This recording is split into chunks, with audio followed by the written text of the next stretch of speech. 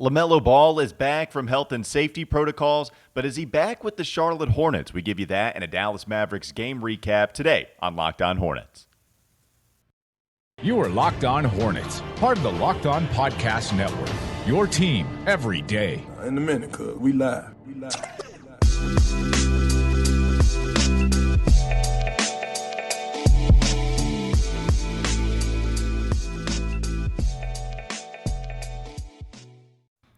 It's Locked On Hornets. We're part of the Locked On Podcast Network. It's your team every day. Local experts on the #1 daily sports podcast network. Thanks for making Locked On Hornets your first listen every day. We are free and we're available on all platforms. This episode is brought to you by Truebill. Truebill is the new app that saves you money by helping you identify and stop paying for the subscriptions you don't want or you don't need. And they can even help you negotiate better deals on those you want to keep. So thanks to Truebill for being a part of this episode. You can follow me on Twitter at Walker Mail, Doug on Twitter at Doug Branson LOH, and you can find the show handle on Twitter at Locked On Hornets. That's also what you can type in to our YouTube channel. The subscribers, they're growing, baby.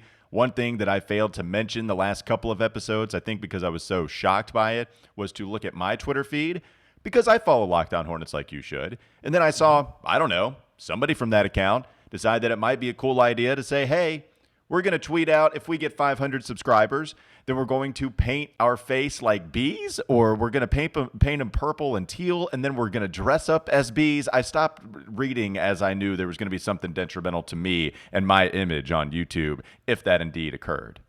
Yeah, I don't know who did this. We got to get our hands around the social media team at this point. It's getting a little out of hand. So the actual thing that's going to happen is if we hit, and we've already tweeted it out. And listen, if you've been with us a while, you know when we say something, we hold on. do it. You say we, and interestingly so. You say we, huh? Because that's not what I would say about that. You get paid to do the show too, right? I mean, you're on the payroll. So at 500 subscribers, and we're close, folks. We're almost there.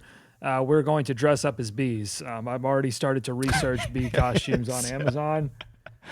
Again, I didn't ask for this. I mean, I didn't do this. The social media team did. And 1,000 will paint our faces teal and purple.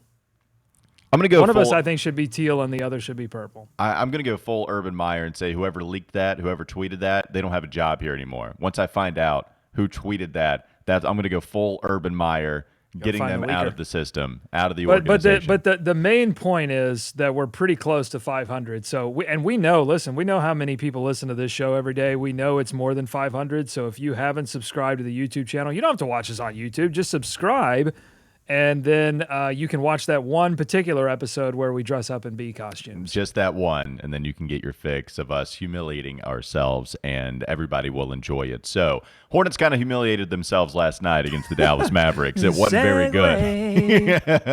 It wasn't very good. 30-point win, basically, for the Dallas Mavs. But there is some good news today. In fact, as of an hour ago about this, we're recording at about like 11.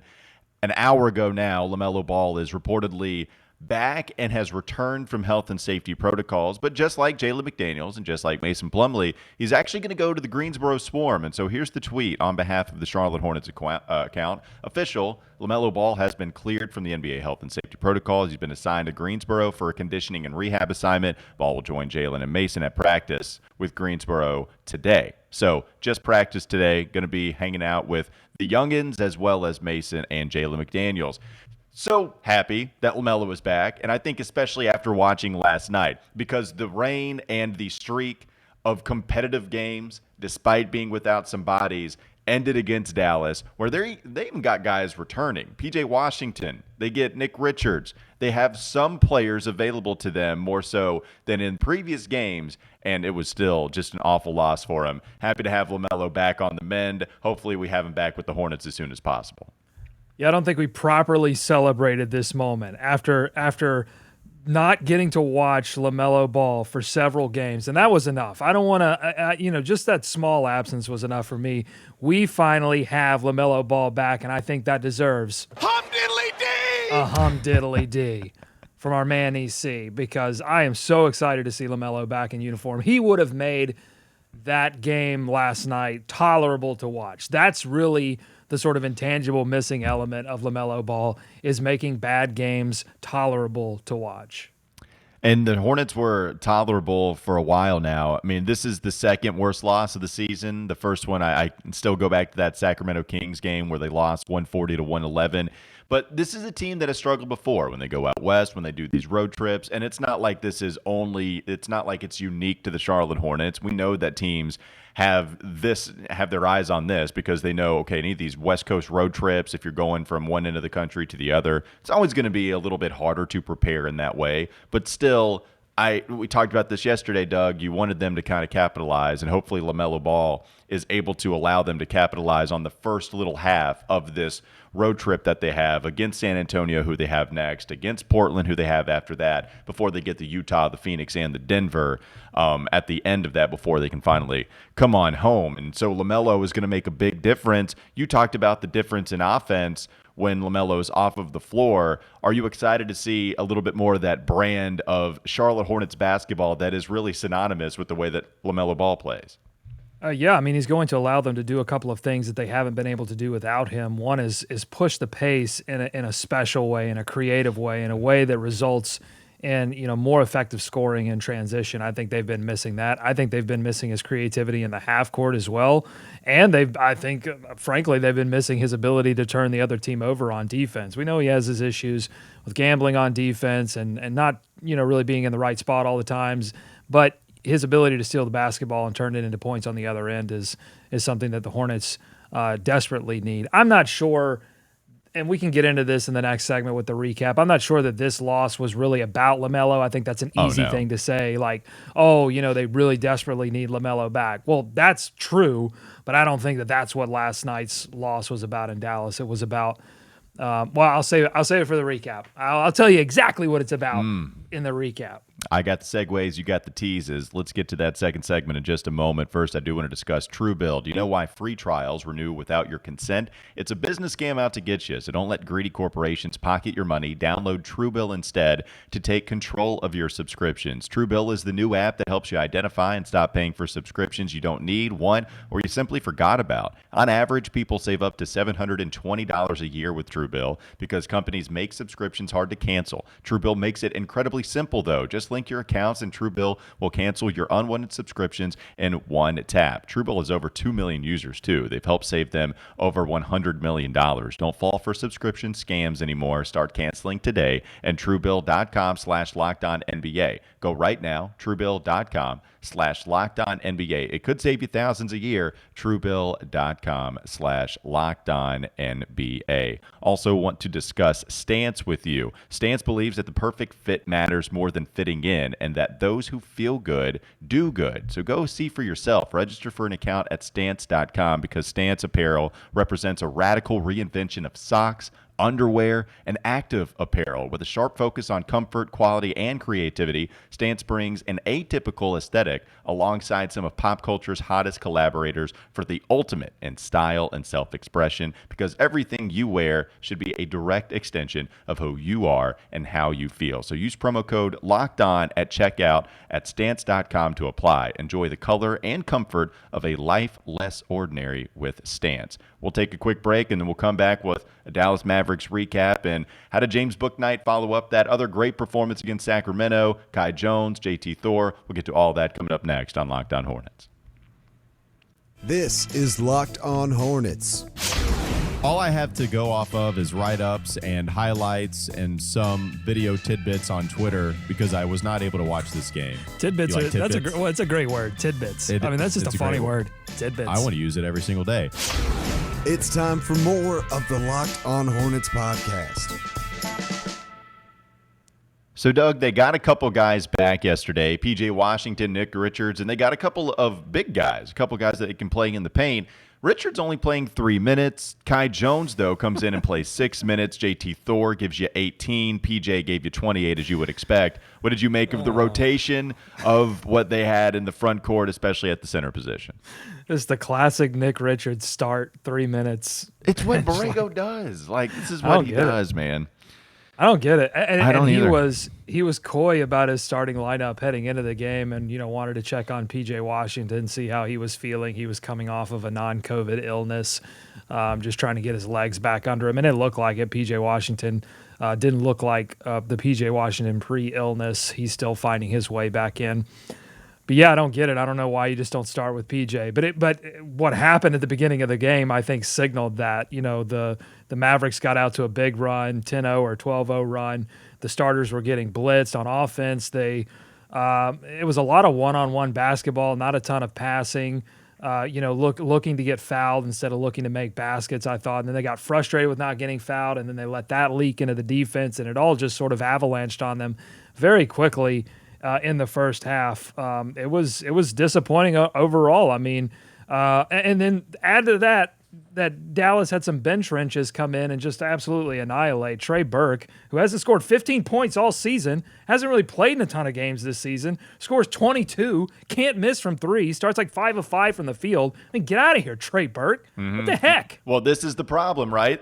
This is what we discussed with Nada yesterday, that it feels like this is a game where you're starting to feel a little better about the Charlotte Hornets. It's not the same team anymore, and yet there was something deep within me that felt like I was jinxing them, and Charlotte Sports Despair called us out yesterday. And it's true, Doug. I can't help it. Man, I don't believe to it. get it away. Listen, I wish I had that power. If I had that power, Oh, you I could think make you a have lot that of power. money. That's not the Doug Branson If I I had know. that power and I knew that I had that power, I could make a lot of money on betonline.ag. But I don't have that power. I just believe in the Hornets every once in a while, and I believe that they were going to show up. But Well, that's at the your same fault. time, That's I the mistake believe you made. that.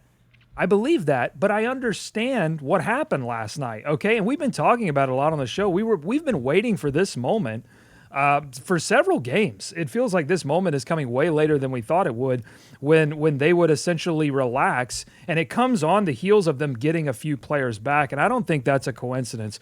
Walker, have you ever been maybe working an event or at an event like a wedding or something like that, and you're wearing super uncomfortable shoes and you've been standing for a long time, your feet are swelling, you're tired, and all you want to do is sit down, but you can't because, the event or whatever you're working, you don't want to have people see you sit down.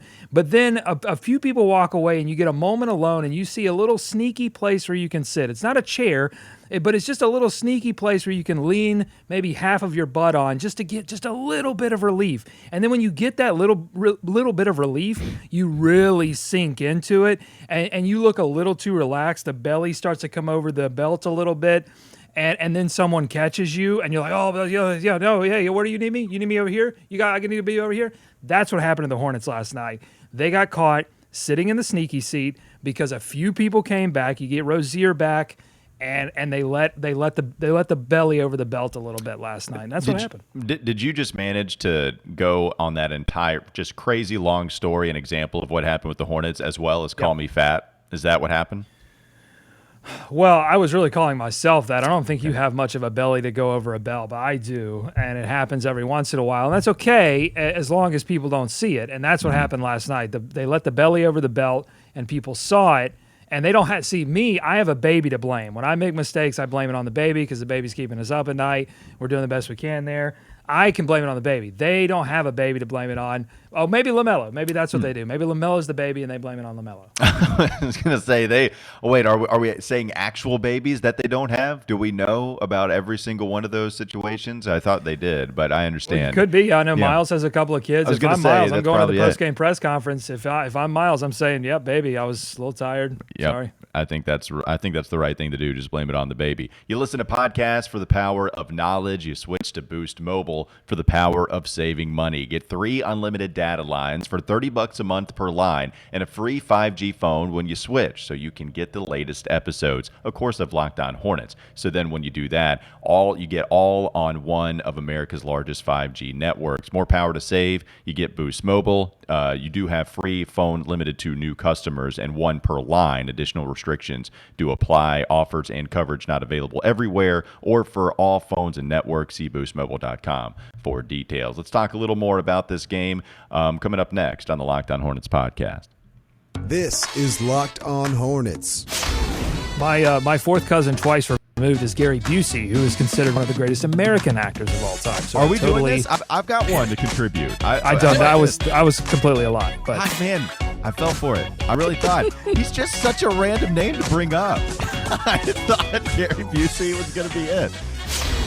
It's time for more of the Locked On Hornets podcast. Doug, did you find it interesting at all? Here we are kind of talking about that big man rotation, but Kai Jones did see a little time. JT Thor got in for 18 minutes. Scotty Lewis got his debut, scored his first ever NBA points, so congratulations to Scotty Lewis for getting into this game.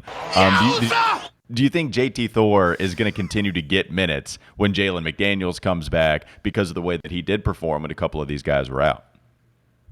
I don't think so. Maybe. I mean, I think JT Thor probably made the biggest argument for getting a few minutes when some of these players get back. I think Book Knight Even more than obviously Book Knight? Okay, yeah. Well, I think he had an amazing offensive game, but, this was the first Hornets game in a while where I went, man, they needed a little bit more offense. That hasn't traditionally been the case, and I don't think it'll be the case once you get LaMelo Ball back.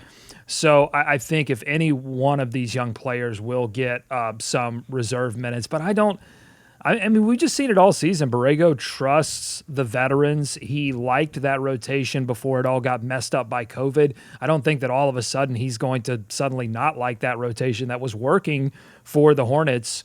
So I think he's going to go right back to that safety blanket and try to win a few ball games on this West Coast road trip. You mentioned that last West Coast road trip. It was kind of the same story. The defense faded away, although they had their full complement of roster pieces.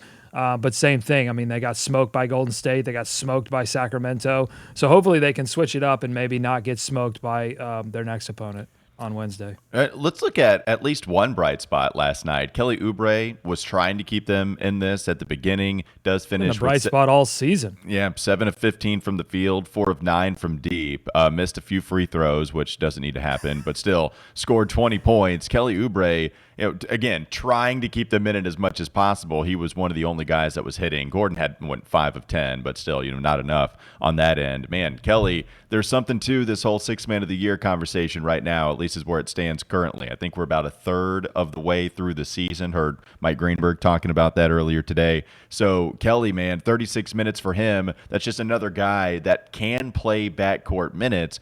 Cody gives you 30. Terry Rozier comes in, immediately gives you 30. LaMelo Ball is going to give you 30. Like, it's going to be tough for James Bouknight to sneak in and still find a way to get minutes because somebody like Kelly and Cody, two really nice bright spots, maybe you didn't expect them to be as good as they are coming into this season. Well, there might have been 2 starting roster mistakes by Borrego in this one. One of them was starting with Nick Richards and his 3 minutes and then going immediately to P.J. Washington on the first sub. And I think the second sub was the second mistake, not starting Kelly Oubre and instead starting Cody Martin. I think Kelly Oubre's been fine on defense, and he gives you a spark on offense to help you start games. If it hadn't been for Kelly Oubre coming in on that second sub, the Hornets probably would have been down 20-0. He came in there and finally broke the seal and got a bucket for the Hornets. I don't understand it, but props to Oubre for coming in. I thought Gordon Hayward, we got to mention him. He's been way more aggressive in the past couple of games. He was 5 of 10 from the field, hit four threes in this game, 17 points, 6 assists, 6 rebounds. People were ready to jettison him from the team as well, and I think he's going to be one of these players that maybe has a few bad games, but is always going to be consistently good for the Hornets. Book Knight struggled to shoot last night, 4 of 13 from the field, 2 of 6 from 3, 13 points. And that's just all, Book Knight's going to take some time, get some run here and there when injuries happen. But it's just a tough night for the Hornets overall. I have to mention too, the Mavericks, props to them for coming out with a good game plan. I mean, defensively, they come out with this zone, and the Hornets just weren't ready for it. This game really was over in the first half. This was not it didn't look like they were going to be able to come back in the second half. This was not going to be one of those miracle 20-point Indiana Pacers comebacks. The Jason Kidd, props to them and the Mavericks for coming out with a good game plan. Yeah, I mean, they were down. They were down more than 20. They were down 27 at halftime, so very close to 30 immediately, and then they just never were able to make up ground after that. I do want to talk just one more point about James Bouknight. So if we know that he's not going to get the minutes over a Cody or a Kelly, I do wonder if he's at least jumped Ish Smith. And it's really only one game, because he did play 23 minutes last night. There was nothing special that says, yeah, that's somebody that needs to get minutes over Ish, and this is somebody we need to carve out a role for. But I do wonder if that one game was so special that if he's kind of past Ish on the pecking order of guys that might get in and get some action. What do you think about that? I think it would depend on what exactly they needed in that particular moment, where they would go to an Ish or because he really hasn't been using Ish in the rotation. I don't know if they lengthen up the rotation at that point. Then you could make an argument if you need more outside shooting. But I think Bouknight and Ish are similar players in that they play with a ton of energy, and they make some like detail plays that are interesting, just cuts, offensive rebounds. They just pay attention in a way that's very similar, and they can make these little plays that help you win basketball games. But if you need more distribution, you're going to go to Ish. If you need more, scoring, and I mean, both of them offer you speed, but if you need more scoring specifically, I think you go to Bouknight. So I think it's going to depend, but I agree with you that Bouknight now has entered into sort of Borrego's periphery. Like, oh yeah, Bouknight, okay, I can play him for sustained minutes if I need to, and get a certain thing. Yeah, and I mean, he said it after that Sacramento game, or maybe even before that, if I'm not mistaken. He said they drafted him for a reason, right? Like, this is somebody that you thought was going to get minutes at some point earlier than what he did, but eventually it took a lot of dudes out on COVID protocol, health and safety protocol. And Bouknight was talking to Ashley Shahamady, and he said that he was a little bit frustrated that he was a high pick and that he wasn't getting the play time normally reserved for a lottery pick. And so we know that's on his mind. At the same time, he said his teammates have been supporting him. You see PJ Washington and LaMelo all tweeting about his big night. And so I think it goes back to this point that the Hornets have a really solid core. Like, player development is about coaching, but it's also having a roster that's willing to accept that kind of thing, to accept player development, to grab young guys and say, hey, your time's going to come, which is what his teammates have been telling him. This is a really special group, and I think Hornets fans, if you don't understand it by now, I think you're really starting to understand it when all of these young guys come in and have the impact that they're having. There's a reason for that, and it's because of the coaching staff, but it's also because of the group that they have. This is a cool year to watch basketball. Despite that brutal loss, this is a fun year to watch Hornets basketball. Well, and I think what makes that even more special, it's not the fact that they went out and got a whole bunch of veterans to come in and teach the young pups. It's the fact that Miles Bridges can speak from experience to James Bouknight that your moment is coming and that the player development process works. It's the fact that these guys have been on this same exact track before, and they can tell James Bouknight, I'm not just trying to make something up because I'm 30 years old, and this is what a 30-year-old is supposed to do in the locker room. I'm not 30. But it took me a couple of years to find my footing in the NBA, and this is going to happen for you as well, except maybe even at a better pace, not necessarily getting minutes-wise because we're more talented, but at a better pace because we're more talented, and now you have all of these different people that can help you. Well, and it's super cool that Bouknight gets to come in and put in those minutes and actually be impactful. I mean, if you think about Miles Bridges' rookie year, he got minutes, but he just essentially had to stand in the corner and wait for the ball to come to him and get a few. And he had a few putback highlight dunks and different things. But his role was very limited within the offense because he was playing, with a few guys who had been around in the system for a long time and Kemba Walker. So it is cool that Bouknight, while his opportunity was limited, was extremely impactful, and he had the ball in his hands and had the license to make plays. But yeah, I mean, he's going to have to roll with the punches and probably go back to Greensboro for a little while or sit on the bench and watch for a little bit. But there's no doubt in my mind that Bouknight's going to be a piece for the Hornets if they don't suddenly trade him to the Indiana Pacers. Well, that's the point, right? I did want to get to that just before we end real quickly. We didn't get to this yesterday, but Rod Boone did put out there that he's kind of lukewarm on a Pacers deal. And this is just an opinion piece. I don't think this is anything that's coming from his reporting, if I'm not mistaken. I know you saw it. It didn't feel like that. Yeah. It seemed like more of his opinion. If he was in charge of the Hornets, if he was Mitch Kupchak, he wouldn't be so fast to try to get rid of some of these younger players and or assets, as you would call them, get them to Indiana in exchange for a Miles Turner. So he's not exactly feeling it as much. You're kind of just more so can't get your hands on book night. As far as the players we're discussing in a potential deal, clearly LaMelo's not touchable. You're not getting rid of Miles Bridges right now. Gordon Terry, don't feel like that's the kind of player Indiana's looking for. Of all the guys that would qualify, you're kind of just saying, hey, book night, I'm drawing the line there. Anything else, I might be willing to talk to you.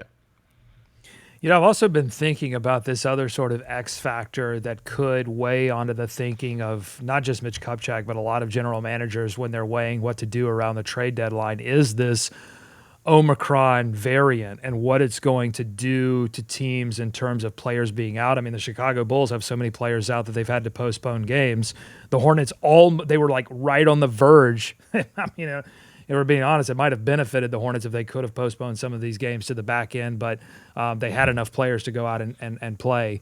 But I wonder if that factors in, maybe keeping a roster that knows one another, maybe that consistency instead of breaking that team up and trying to figure things out when there's this unknown of like, are we going to be missing another group of players a month or two from now, or even heading into the playoffs?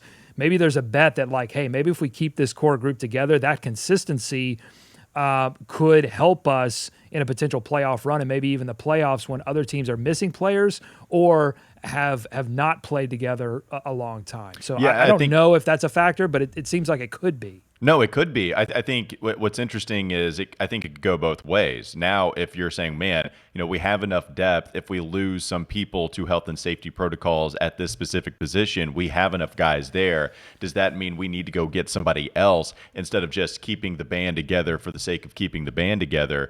Can we get away with this specific group and not necessarily this one? I really don't want to run into that problem later in the season when we're either fighting for a postseason spot or we actually get into the postseason.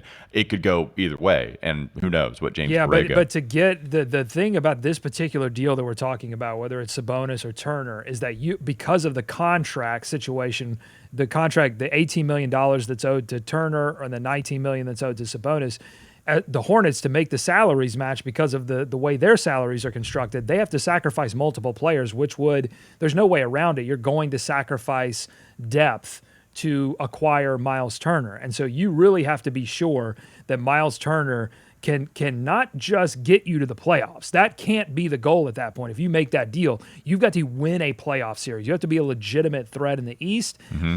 And I'm not certain that is the case. And so maybe with all of these variables swirling, maybe next year is a better time to make that bet than it is this year. I still think they should make the deal, but I'm just presenting sort of thought experiments as to the alternatives. No, I gotcha. Yeah. So yeah, you're not necessarily walking it back. You're just kind of interested in the way that James Borrego is thinking. And I hear that. I do think that Miles Turner is a guy that is a pretty damn big difference maker. As you guys have heard me talk about, I'd be willing to deal maybe a couple of more. PJ Washington is the interesting one. James Bouknight, those are probably the two most valuable players that you have, unless you view Kelly Oubre as this long-term fit that you want to keep on this team. And he's playing really well. Oubre is making it a little harder to trade him. You'd wonder if... He's stanging. He's the captain of the stanging team. I mean, even more, like LaMelo is flashy, and I'm wearing a shirt. Like, I love LaMelo.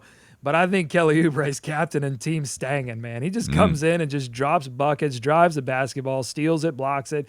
He's doing a lot of different things that somebody tweeted this, like, how is he this good? Like, it's just shocking. Like, I didn't, in my wildest dreams, I felt like the Kelly Oubre deal was a good deal. I felt like he could contribute in a way that they needed him to contribute, but I didn't expect this. This was crazy. Well, here's the thing, too. I thought it was a fine deal. And then he was really bad before this, like 11-game stretch. 12. Who cares? Forget about that. That's the thing. That is not me. Stop it. No, I'm not trying to hate on him. What I'm saying is, what a quick, crazy turnaround this has been, because he had maybe your 20-point game here and there, but now it's all he does. I mean, this is what Kelly Oubre is doing at this moment, and that's what's been such a 180-degree turnaround as far as consistency goes. I mean, that's the aspect that you're looking at with Kelly, where he has been extremely consistent. I guess we're kind of going on a month now. I mean, that's what's been so impressive, and that has absolutely, legitimately thrust him into that Sixth Man of the Year conversation. All right, thanks for making Locked On. The beginning